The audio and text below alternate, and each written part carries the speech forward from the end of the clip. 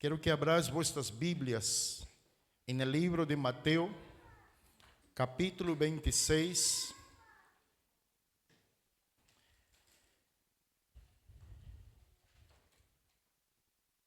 A partir del versículo 36 en adelante.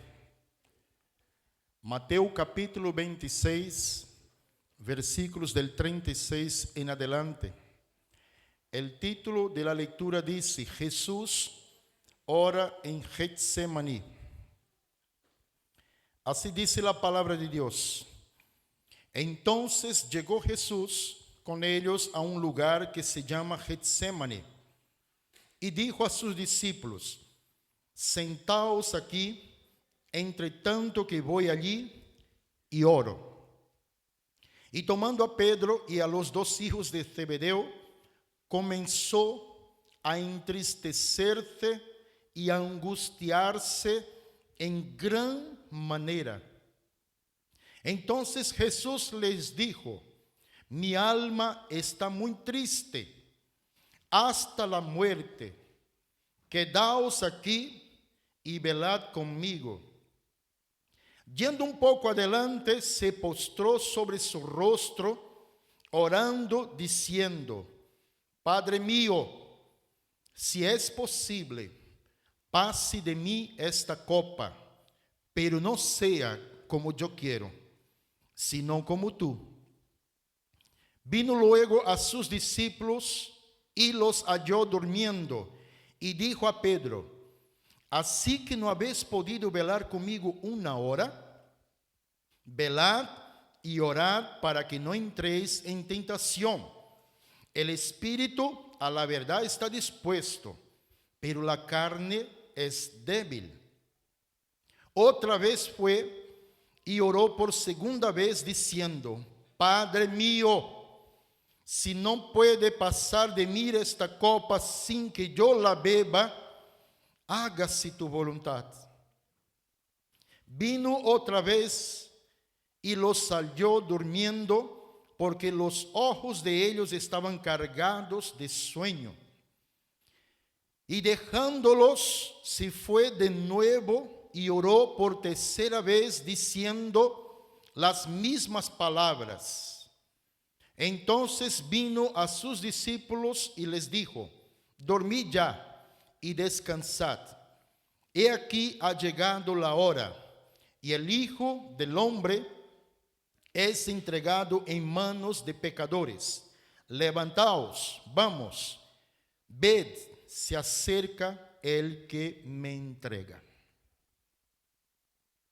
Además de una lectura fuerte, apasionante, es una lectura que viene después de una ocasión muy especial. Dice la palabra de Dios, unos versículos antes, ellos estaban cenando, estaban comiendo la Pascua, estaban todos reunidos alrededor de una mesa, compartiendo del pan, compartiendo de los alimentos que había. Aleluya. Era un momento de regocijo, tendría que serlo. Pero luego vemos aquí a Jesús yendo con ellos a un lugar un poco afuera de Jerusalén, en el Monte de los Olivos, a este huerto, a un jardín llamado Getsemaní. Y el versículo 30 y 31 dice que Jesús empieza a entristecerse y angustiarse en gran manera. Y el versículo 38 dice: mira, mi alma está muy triste hasta la muerte. Había un sentimiento muy fuerte en Jesús en aquel entonces, en aquel exacto momento, y en especial en aquel lugar. Porque todos hemos oído que Jesús vino ¿desde dónde? Desde el cielo, ¿sí? Y Él vino con una misión. Y esa misión era para salvar a toda la humanidad. Y cuando descendió del cielo en la tierra, en su ministerio terrenal, Él estuvo caminó, aleluya, por decenas de lugares, en la región de la Palestina principalmente, Judea, Galilea, Samaria, Perea, Decápolis, cubriendo todas las áreas de lo que es Israel, Palestina y Jordania actualmente. Y también dice la palabra de Dios que él estuvo, los centros de su actividad ministerial fue en Nazaret, donde creció, en Belén, donde nació, y como no, en Cafarnaúm, donde realizó la mayoría de su ministerio terrenal. Él anduvo por muchos lugares, y en cada lugar por donde él pasaba, para donde él iba y se acercaba, siempre había un propósito claro. Cada ciudad, cada pueblo, cada camino, o cualquier calle, o cualquier circunstancia, Jesús aprovechaba para llevar a cabo su misión. No hace mucho que hemos escuchado hablar de Jesús cuando se acerca a un sencillo pozo. ¿Sí? ¿Os acordáis? Y allí se encuentra con una mujer, y allí se desarrolla un diálogo tremendo, y la vida de aquella mujer fue transformada. Entonces vemos Jesús aprovechando todo el transcurso, en el transcurso de su ministerio terrenal, cualquier oportunidad para traer el evangelio de salvación. Y en todos los lugares él se encontraba con personas que necesitaban de su ayuda.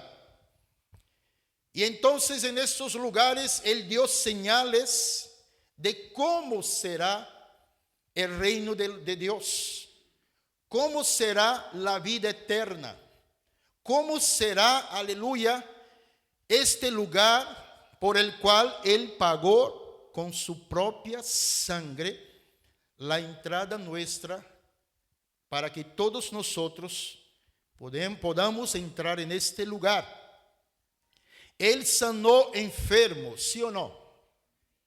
Porque él quería decir: en mi reino celestial no habrá enfermedades. Estaba dando señales de cómo será el reino celestial. Dice la palabra de Dios que también él resucitó a muertos, ¿sí?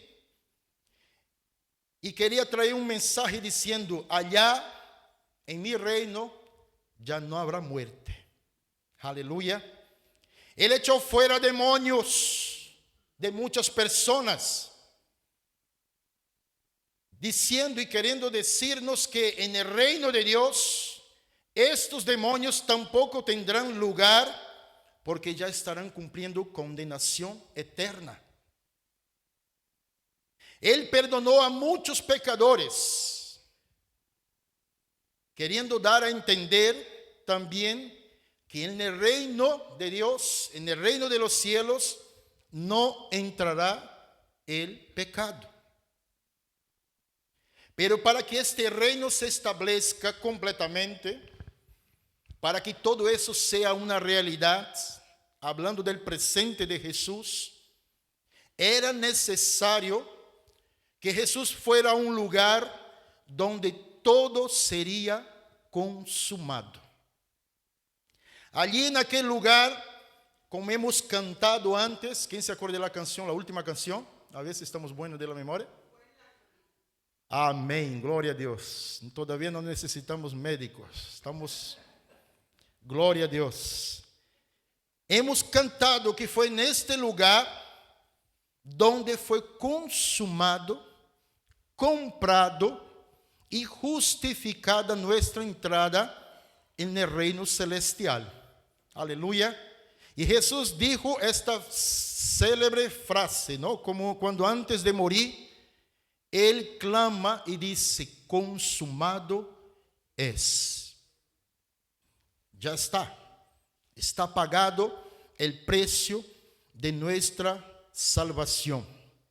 Está comprado, aleluya, nuestra entrada está comprada en el cielo. Pero hasta llegar al Calvario hasta llegar allí en el Gólgota, antes de llegar a este momento de la crucifixión. Aleluya. Jesús había tenido una cena especial, un momento único, una comida que simbolizaba exactamente lo que iba a pasar dentro de unas horas. El Cordero de Dios se iba a entregar, ahora ya no solamente por una mujer samaritana, ahora no solamente por un ciego de Jericó o una hija de Jairo, sino que por toda la humanidad. Y su sangre sería la marca de la redención, aleluya, la marca que sellaría nuestro destino final. Consumado es.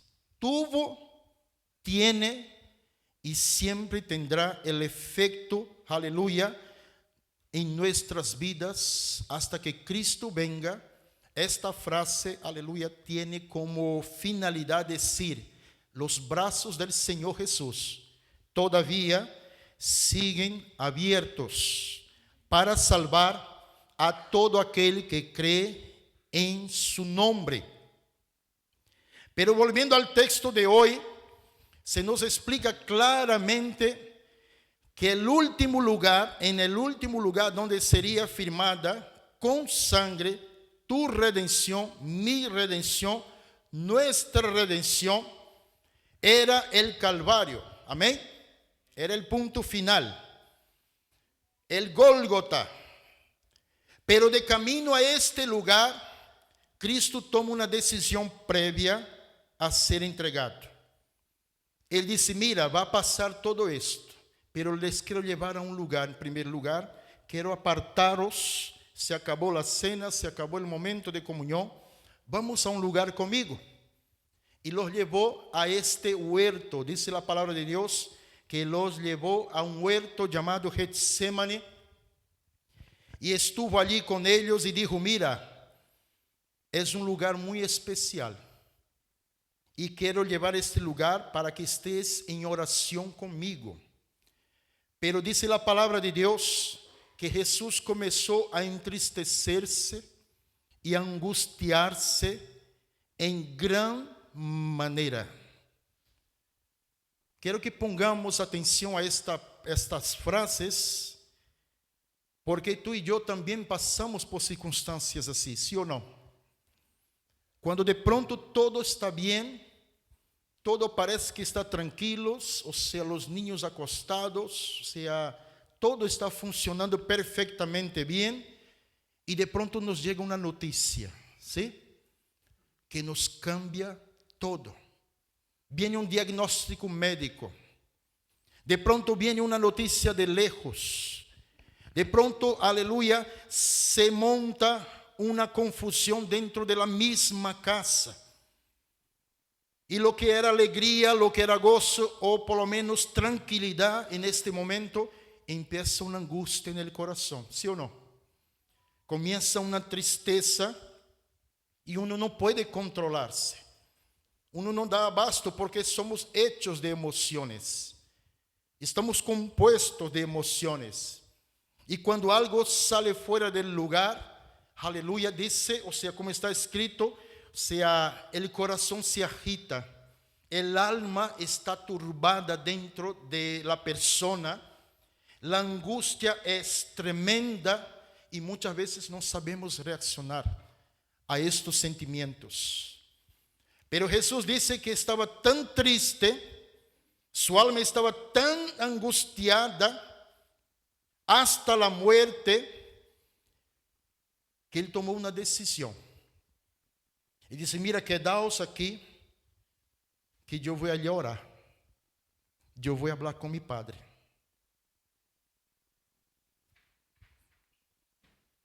El camino del Gólgota hasta la cruz en sí mismo no está en el sentido pleno, porque el resultado de la cruz comenzó allí en el Getsémani. En la cruz fue la conclusión, pero en el Getsémani estaba allí Jesús, dos naturalezas antagónicas, o sea, que se oponen entre sí, estaban luchando entre sí. Dentro de Jesús estaba el 100% Dios, que vino a este mundo quitar el pecado de la humanidad. Pero dentro de este mismo hombre estaba Jesucristo, hombre de carne y hueso, que cuando empezó, llegó a aquel lugar, se dio cuenta de la realidad que le esperaba. Y fue allí en el Getsemaní que estaba esta lucha dentro de él, hasta el punto de que Jesús, hombre, pidiera por 3 veces seguidas: Padre, si es posible, pasa de mí esta copa. Luego él dice otra vez: Padre mío, si no puede pasar de mí esta copa sin que yo la beba, hágase tu voluntad. Y luego oró con las mismas palabras. Y en el Getsemaní Jesús selló el destino de toda la humanidad. Porque allí, antes de cualquier cosa, Jesús estaba viendo a todos nosotros, la situación por la cual nosotros estábamos en este mundo. Y la palabra de Dios dice que caminábamos sin Dios, sin paz y sin salvación, apartados completamente de su gloria, lejos de la comunión. No había otra salida, no habría otro resultado que la condenación eterna. Y allí Jesús vio esta situación. Pero allí también, aleluya, Jesús vio la cruz. Allí también él vio los clavos. Él también vio los azotes. Él también vio a la corona de espinas. Y cómo no, la lanza que lo traspasó. Y al ver todo este panorama, dice la palabra de Dios que él estaba muy angustiado, muy triste. Había una situación clave en este momento. Había la cruz delante, pero antes de la cruz había el sufrimiento, había el dolor, había la carga de coger aquella cruz de madera. Había también latigazo, el desprecio de la gente. Personas que no hacían mucho habían sido sanadas, habían sido liberadas, habían comido del pan que fue multiplicado y los peces también. Pero ellos estaban a la vera del camino, a un lado y a otro también, mirando el espectáculo de la crucifixión. Y Jesús lo vio todo esto. ¿Y cómo no angustiarse? ¿Y cómo no entristecerse por causa del resultado? Y es más todavía, él no tenía la culpa. No era para él todo aquel sufrimiento. Adivina para quién era.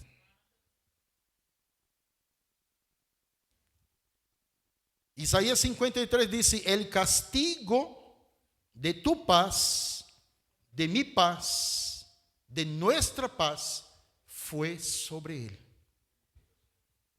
Y por sus heridas hemos cantado. Nosotros fuimos sanados. Entonces en ese huerto de Getsemaní, aleluya, era un huerto, era un jardín. Después de una cena maravillosa, tenía que ser un lugar donde hacer la digestión, ¿sí? Estar todos tranquilos, gozosos, alegres. No, fue un lugar de angustia, fue un lugar de tristeza, fue un lugar de decisión. Un lugar donde Jesús dijo al Padre: mira, Mi carne está diciendo que no. Solo de imaginarme, o sea, yo sé que aquí hay hombres machos, ¿sí? Pero ¿quién tiene miedo de la aguja de los médicos? Que yo he visto a unos hombres ahí que, madre mía, cuando ve la aguja, se desmonta. Y es para sanarlo, ¿eh? ¿Sí o no? No quiero ni decir que yo soy uno de ellos, pero ahora imaginaros a Jesús de frente, de cara a esa situación, aleluya, sabiendo lo que Él esperaba. Si a nosotros cuando pasamos por circunstancia y sabemos que vamos a enfrentar a algo, se nos acelera el corazón, ¿verdad? Se nos da una taquicardia, una ansiedad. ¿Quién de nosotros aquí no pasó una noche en claro, preocupado, sin poder pegarle el ojo al cuerpo, cansado, durmiendo, queriendo dormir, pero no podemos conciliar el sueño por causa de la ansiedad que te consume por dentro? Y además Jesús, después de una cena como esta, empieza a entristecerse en gran manera. ¿Por qué? Porque él sabía que tenía que tomar una decisión. O retrocedo, vuelvo al cielo con mi gloria, vuelvo al cielo a mi trono y aquí no ha pasado nada y les dejo ahí a su propia suerte, o sigo adelante con el propósito eterno de Cristo, aleluya, de Dios Padre, Hijo y Espíritu Santo. Dos cosas: o retrocedo o avanzo. Pero dentro de su corazón había una lucha. Y con esta lucha él dijo a su padre: mira, si es posible, porque en los otros evangelios, ¿no?, se dice: para ti, Padre, todo es posible, ¿no? Entonces, si es posible que el cambio, que la historia esta sea como un libro, ¿no? Simplemente pasar de página y que yo ya aparezca resucitado, ¿no? Si es posible, pasa de mí esta copa y que ya salga del otro lado resucitado. Y el papá: el sacrificio tiene que ser completo. Aleluya. Así como la muerte entró por un hombre, ella también tiene que ser sacada por un hombre. Pero desta vez sin pecado. Y tú eres el único. Entonces Jesús contesta: pero si no, Padre, hágase tu voluntad. Y en el corazón de Dios estaba escrito nuestros nombres. En el corazón de Dios estaba, o sea, pasaba en el corazón de Dios: no quiero que se pierda, sino que tenga vida eterna. Este huerto del Getsemaní, un lugar donde además Cristo vislumbró la cruz, el sufrimiento por el cual él iba a pasar, fue un lugar también de traición. Y no fue una traición cualquiera, fue un beso que yo creo que a todos nosotros no nos gustaría ganar.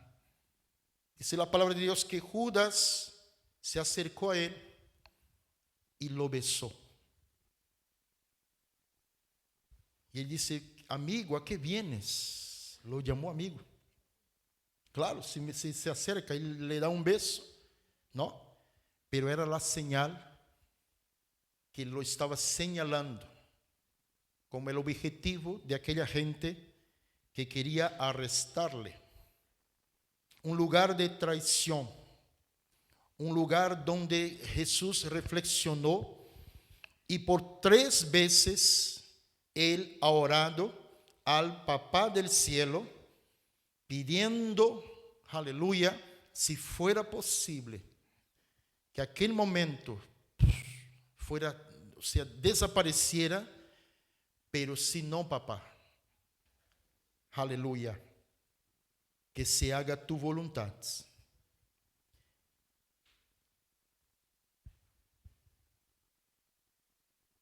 Y uno que no conoce a Cristo, uno que no entiende lo que estamos hablando ahora sobre todo ese proceso de la cruz, ha oído algo, puede que se pregunte en esta mañana, ¿qué tiene que ver conmigo todo esto que se está hablando? La respuesta está clarísima, todo. Porque de tal manera amó Dios al mundo, que ha dado su Hijo unigénito, para que todo aquel que en Él cree, no se pierda, mas tenga vida eterna. Entonces, para ti que no has aceptado a Jesús como tu Salvador y no lo conoces todavía, el amor de Dios manifestado en el hombre Jesús, su compasión por nosotros, su misericordia reflejada, aleluya, es ahora dada a conocer por medio de su palabra, para que tú puedas aceptarlo como tu Salvador, tener tus pecados perdonados y, por supuesto, tener este gozo de la salvación implantado dentro de ti. Y para nosotros los salvos en Cristo Jesús, los que conocemos, también el Señor quiere hablarnos. ¿De qué manera? La manera es la siguiente: nuestras vidas están marcadas por decisiones, ¿sí o no? Y hay decisiones que son fáciles o muy fáciles de tomar, ¿sí? Nos vamos de vacaciones, ¿sí? Nos vamos de compras. Qué difícil decisión, ¿sí? Vamos a comer fuera, ¿sí? Yo veo el sufrimiento en vuestras caras, ¿no? O sea,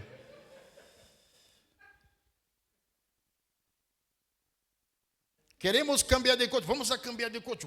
Se los ojos ponen como plato, ¿no? O sea, son decisiones que se deben tomar, pero hombre, o sea, es lógico que son fáciles y aún más si te invitan a comer como lo hacían con Jesús, ¿verdad? Cuando lo invitaba a comer, él iba.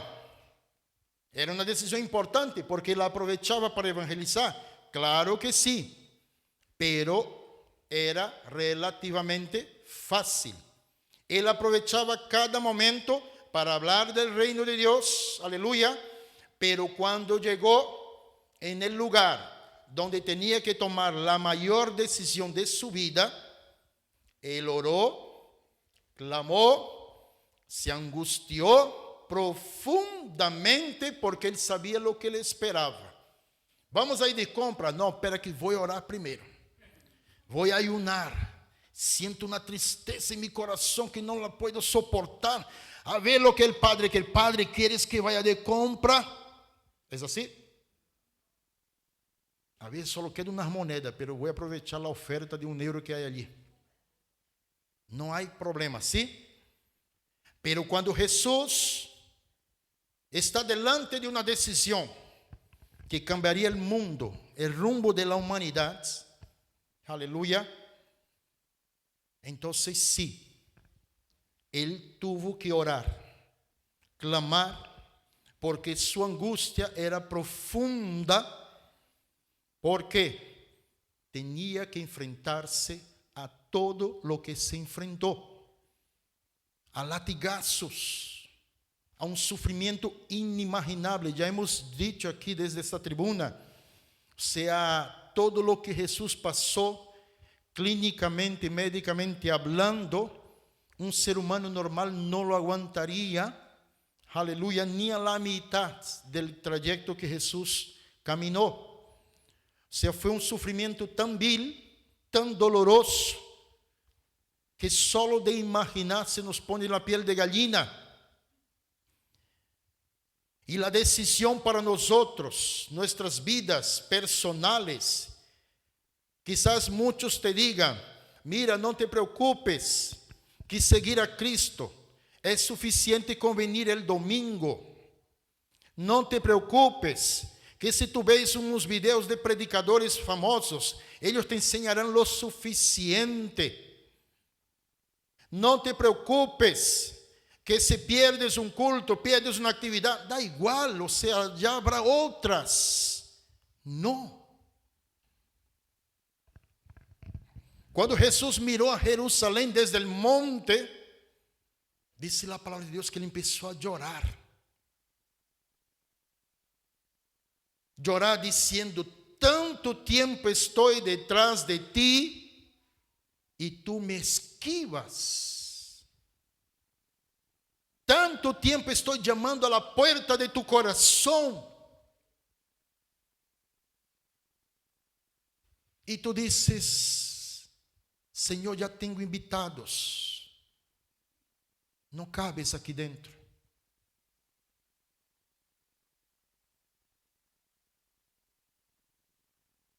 ¿Y por qué Jesús nos habla de esta manera? Porque cuando Él está hablando con sus discípulos antes de ir al cielo, en Juan capítulo 14, Él está diciendo, mira, no os turbéis, no os entristezcáis, porque yo me iré al Padre otra vez. Solo que yo voy con un propósito muy especial. Yo voy a preparar lugar para vosotros también. ¿Por qué? Porque yo quiero que ustedes estén conmigo a donde yo estoy. Aleluya. Entonces Jesús está diciendo, conmigo por toda la eternidad, conmigo a mi lado, no quiero separación jamás. O sea, me enfrentaré a la cruz, me enfrentaré al desprecio, me enfrentaré al sufrimiento. ¿Para qué? Solo para que nos veamos el domingo. No, yo quiero que vivamos para siempre. Que estemos allí para siempre y por toda la eternidad. Apocalipsis capítulo 21, versículos del 1 al 8 dice, Apocalipsis capítulo 21, versículo del 1 al 8 dice, vi un cielo nuevo y una tierra nueva, porque el primer cielo y la primera tierra pasaron, y el mar ya no existía más. Y yo, Juan, vi la santa ciudad, la nueva Jerusalén, descender del cielo de Dios, dispuesta como una esposa ataviada para su marido. Y oí una gran voz del cielo que decía, he aquí el tabernáculo de Dios con los hombres, y Él morará con ellos, y ellos serán su pueblo. Y Dios mismo estará con ellos como su Dios. Enjugará Dios toda lágrima de los ojos de ellos. Y ya no habrá muerte, ni habrá más llanto, ni clamor, ni dolor, porque las primeras cosas pasaron. Y el que estaba sentado en el trono dijo, he aquí yo hago nuevas todas las cosas. Y me dijo, escribe, porque estas palabras son fieles y verdaderas. Y me dijo, hecho está, yo soy el alfa y la omega, el principio y el fin. Al que tuviere sed, yo le daré gratuitamente de la fuente del agua de la vida. El que venciere heredará todas las cosas, y yo seré su Dios, y él será mi hijo. Pero los cobardes e incrédulos, los abominables, homicidas, fornicarios, hechiceros, idólatras y todos los mentirosos tendrán su parte en el lago que arde con fuego y azufre, que es la muerte segunda.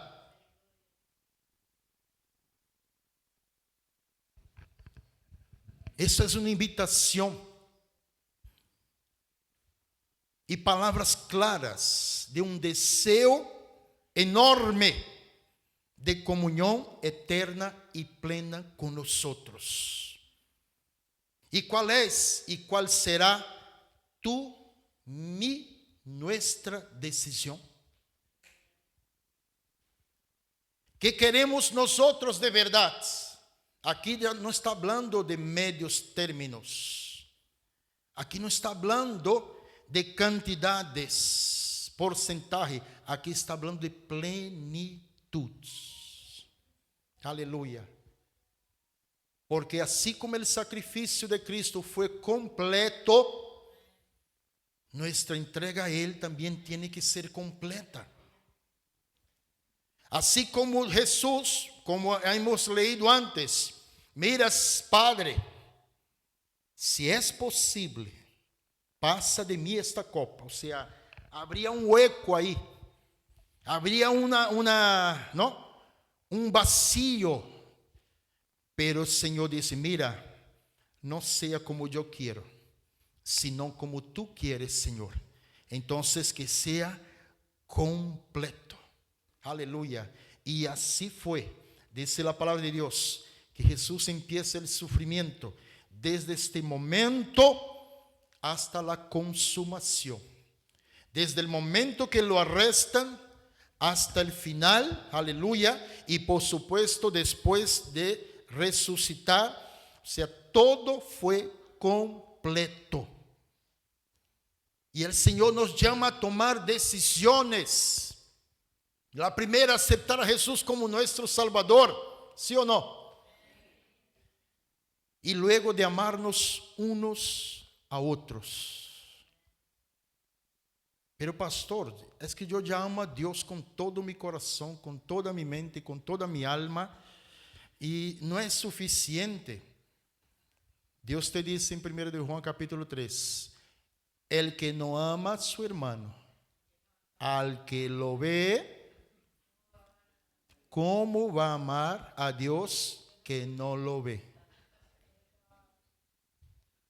Si no logramos decidirnos en amarnos unos a otros, entonces la decisión del corazón también es, no amo a Dios.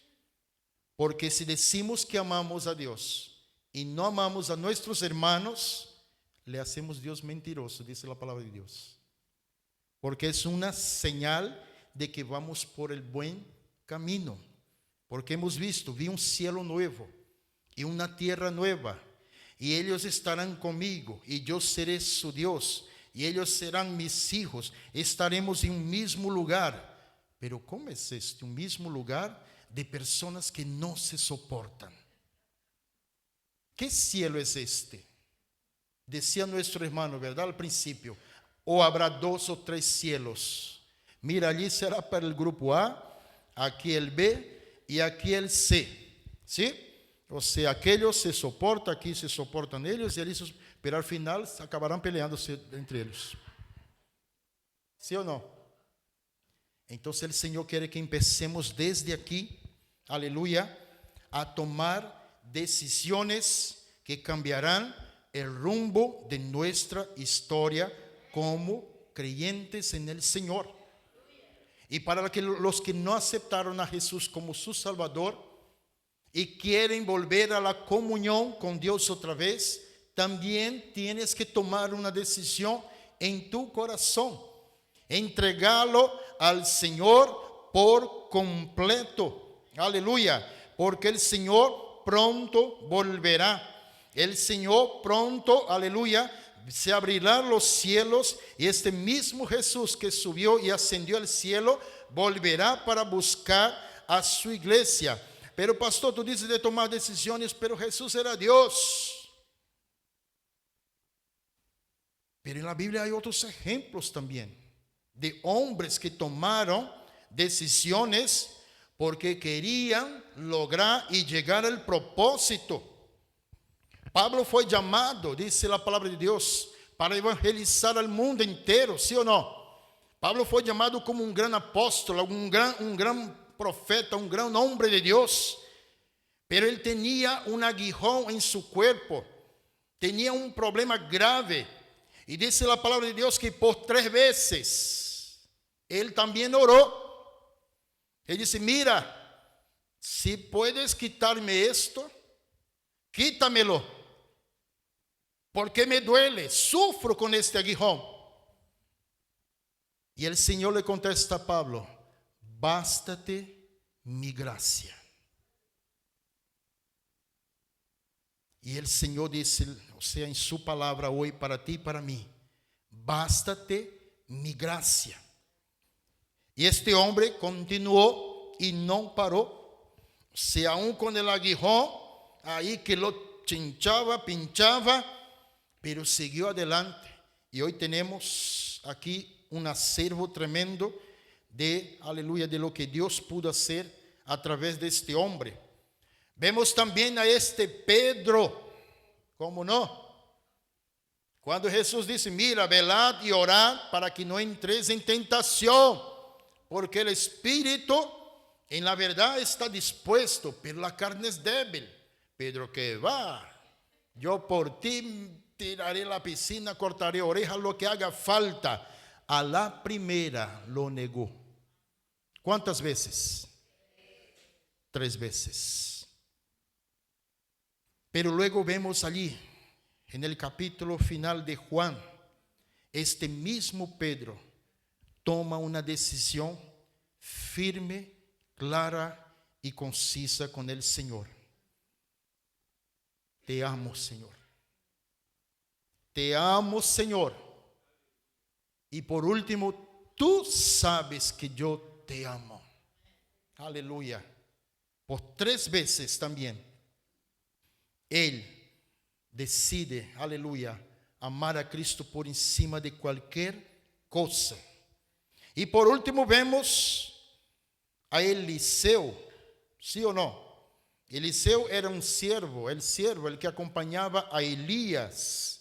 Y por donde iba Elías, estaba Eliseo ahí detrás. Y dice la palabra de Dios que el Señor iría a llevar a Elías al cielo y lo tomaría, lo arrebataría. Y Eliseo se enteró, ¿verdad? Pero lo curioso es que Eliseo no quería ir al cielo con Elías. Eliseo quería seguir el propósito. Quería seguir el llamado de ser un siervo de Dios. Aleluya. Entonces él tenía un propósito. Si mi Señor Elías es un hombre lleno del Espíritu de Dios, pues entonces yo quiero ser doblemente lleno. Amén. Y dice la palabra de Dios que la gente decía a Eliseo, mira, ¿tú sabías que tu Señor será tomado de ti? Él dice, ah, sí. Él dice, ah, muy bien, gracias por avisarme. Y Elías le dice a Eliseo, mira, te quedas aquí un ratito que yo voy allí un momento. Él dice, no, yo iré contigo. Ok, vamos conmigo. Una segunda vez dice Elías, mira, siéntate aquí, disfruta un momento que yo voy allí al otro lado del río. Si vive en tu alma que yo no me apartaré de ti. Y sí, qué pegado es este, sí que garrapata, ¿no? Y por tercera vez, dice la palabra de Dios, eso está en 2 de Reyes, capítulo 2, del 1 al 11. Y la última vez dice, mira, quédate aquí que no pasa nada. Voy allí y vengo. Y dice, de ti no me apartaré ni a la derecha, sino que estaré ahí pegadito a ti. Y dice, ¿qué quieres entonces? ¿Quieres ir conmigo al cielo? No, solo quiero el doble de la unción que está sobre ti. Y yo sé que la recibiré. Y yo sé que la tendré. Y dice, mira, es muy fuerte lo que estás pidiendo, pero si tú me vieres cuando suba, entonces recibirás. Dice, ¿cómo no lo voy a ver si no me te soltaré por nada? Aleluya. Entonces por 3 veces también Eliseo dijo, no, yo tengo un propósito y no lo cambiaré por nada. No me apartaré, no me separaré de ti, sino que estaré pegado allí. Y así fue. Dice la palabra de Dios que este hombre, si leemos todo el capítulo, ya vemos este hombre abriendo el río, ya sanando cosas y no sé cuánto. Y el final del capítulo es curioso, que sale Eliseo caminando después de haber recibido la unción, la gracia, el poder, y empezar a hacer grandes milagros. Dice que está caminando y luego salen unos muchachos que allí entonces parece que eran pequeñitos, pero no eran grandecitos, ¿sí? Y empieza a llamarle, hey, calvo, calvo, calvo. Pero eso no era una broma cualquiera. Estaba diciendo a Eliseo, mira, tú no eres Elías. Tú no eres como él. Tú eres un viejito calvo y cualquiera. O sea, él lo estaba insultando. No era una broma pesada. Era insulto. No creía en el ministerio de Eliseo. Él decía, ah, no. Dice la palabra de Dios que salió unas osas del campo y mató unos 50 de ellos por no creer a Dios y en el Dios que estaba en Eliseo. Aleluya. Así que cuando tú tomas una decisión importante en tu vida, eso significa muchas veces renuncias, sufrimientos, dolores, incomprensiones, calumnias, desprecios, negarse a uno mismo. Pero antes de tomar esta decisión en tu vida, ves al Getsemaní, ora al Señor y seguramente el Señor te dirá: bástate mi gracia. O sea, porque a los que Él llamó, los va a capacitar. A los que Él preparó, los va a llenar. Y no importa lo que tú pases, no importa las dificultades, no importa los desprecios, el negarse a uno mismo, no importa nada, sino el propósito por el cual el Señor te ha llamado.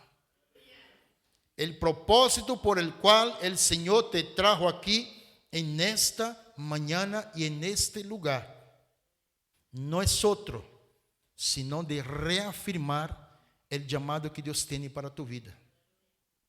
Porque así como Él fue fiel, permaneció fiel, se mantuvo fiel al propósito, Él quiere que tú y yo también tengamos claro nuestro llamado. No fuimos llamados ni para ser jueces, ni tampoco para ser apenas oyentes, sino para ser siervos y hacedores de la voluntad de Dios. Para eso el Señor nos ha constituido como iglesia, un pueblo adquirido por Dios, para anunciar ¿qué? Las virtudes de aquel que nos llamó de las tinieblas a su luz maravillosa. Apocalipsis capítulo 21, versículo del 1 al 8, está hablando claramente que el propósito final de la cruz, el propósito final de la salvación comprada allí, es estar para siempre con el Señor. Aleluya. No es para otra cosa. Es otra vez estar en la presencia de Dios, pero ahora para siempre. Así que todos nosotros como iglesia del Señor tenemos este llamado para ser un pueblo diferente, un pueblo que marca la diferencia